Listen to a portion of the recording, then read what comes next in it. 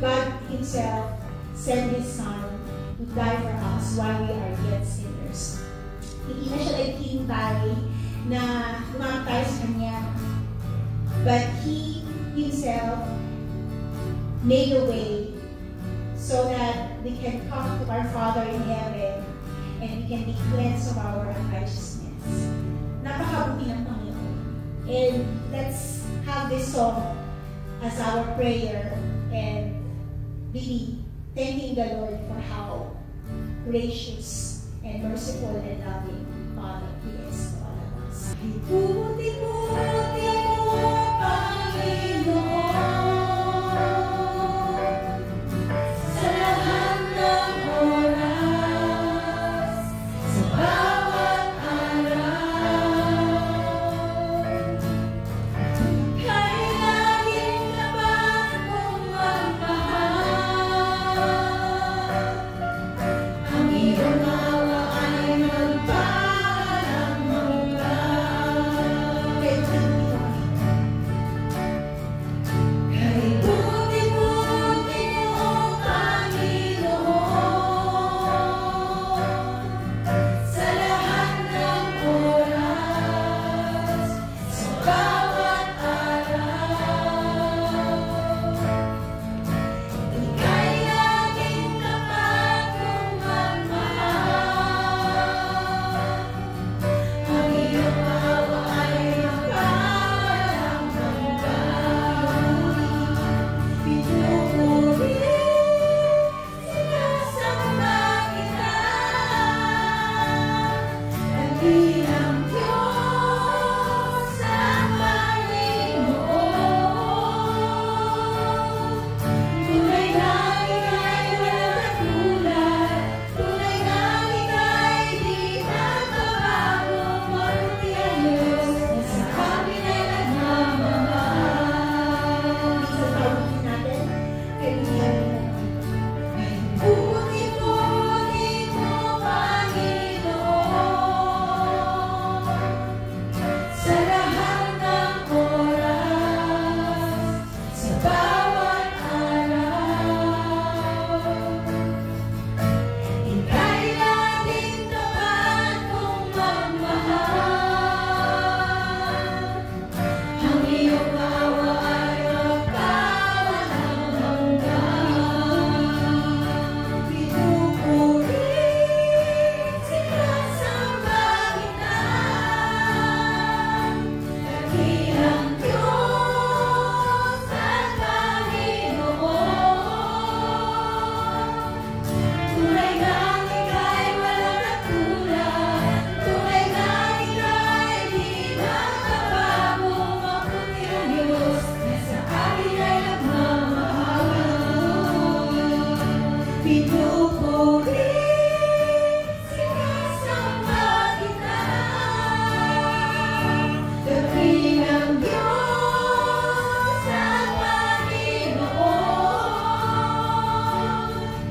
Tunay na ika'y walang katulad. Tunay na ika'y di nagbabago. Mabuti ang Diyos na sa amin ay nagmamahal. Mabuti ang Diyos na sa amin ay nagmamahal.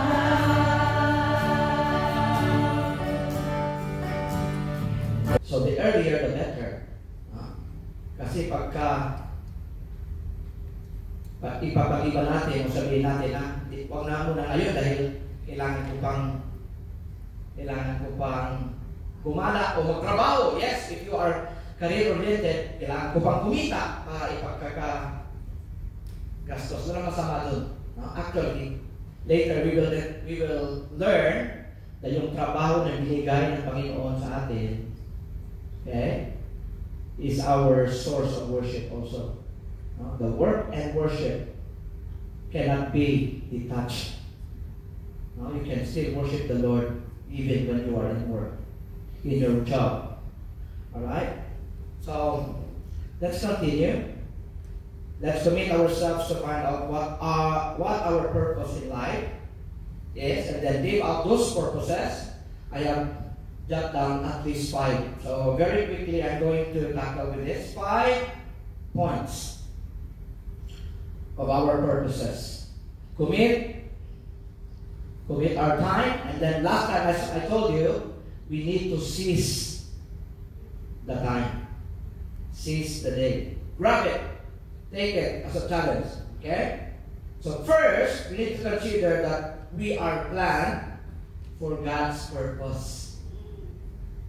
Yung plano talaga ng Panginoon. Okay? John chapter 1 verse 12. And for us, para maging kagamit-gamit tayo sa Panginoon, kailangan natin, we need to accept God.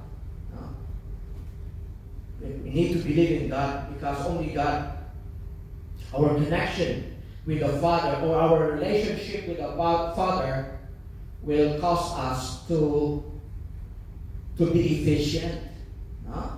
Maging kagamit-gamit tayo sa plano ng Panginoon. So first, we are planned for God's purpose. So, what is that? First, we need to have a relationship with the Lord. John 1:12, but as many as received in the past Him, the Lord, okay? But as many as received Him, to them He gave power to become the sons or the children of God, even to them that believe, present tense. Okay? For those who have accepted the Lord in time past, and for those who are willing to believe or trust in the Lord now. Okay? Okay? Believe on His name. So, we need to accept that the Lord Himself has devised this master plan for your life. Jeremiah chapter 29, verse 11, a very familiar verse. What does the Bible say? For I know the plans I have for you. Okay? Says the Lord, or declares the Lord, plans to prosper you. So, it does not only include giving you or supplying your needs. Kasi itong verse na ito, ginagamit ito sa maling na lagi, kapag ka nasa Panginoon ka, wala ka ng problema. God will prosper you. Bibigyan ka ng bahay, kotse, lahat ng pangailangan mo. Pero hindi dapat one-sided. Because we know na minsan itong mga material things na bibigay sa atin ng Panginoon ay maging dahilan din minsan ng ating pagkalayo sa Kanya. So hindi plano ng Panginoon na maglalayo ka sa Kanya. Right? The reason why the preacher said life, vanity of vanities, life is vanity, because nasubukan niya lahat na dito sa sanlibutan. Maraming pera niya, marami siyang babae, marami siyang asawa. How come he said nothing good happened to him? Okay? Alright? So that's why, not only to prosper you, not to harm you, plans to give you hope and a future. Amen. So if you feel hopeless, remember, God has the master plan. Okay? And for you to be efficiently part of that plan, you need to have a relationship. So this is a challenge for us.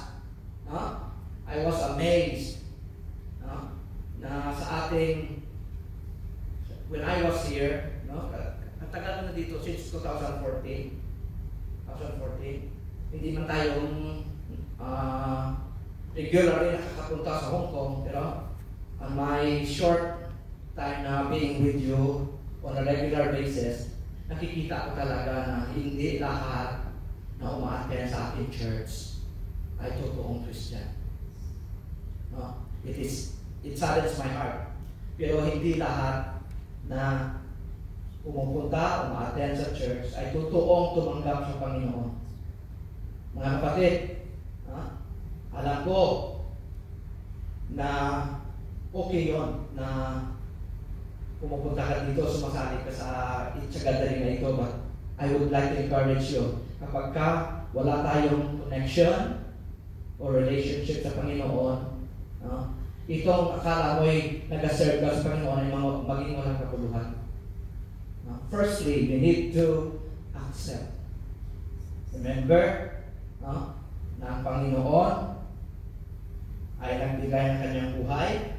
We need to accept the redemptive work of Christ on the cross before you can effectively and efficiently serve Him. Alright?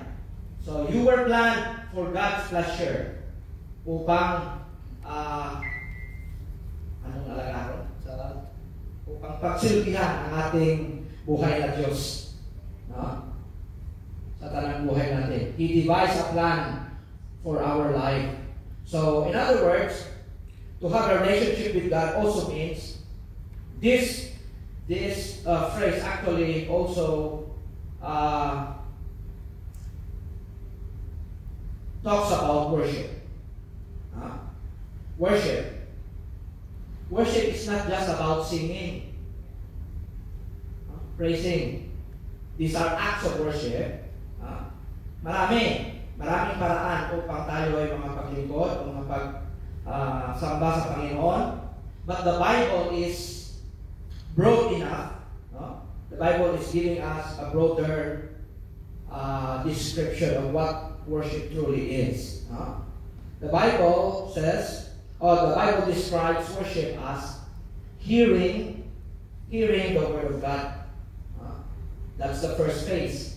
Pero ang totoong worship is your response after hearing the Word. Okay? Hearing and application of what you have heard from the Word.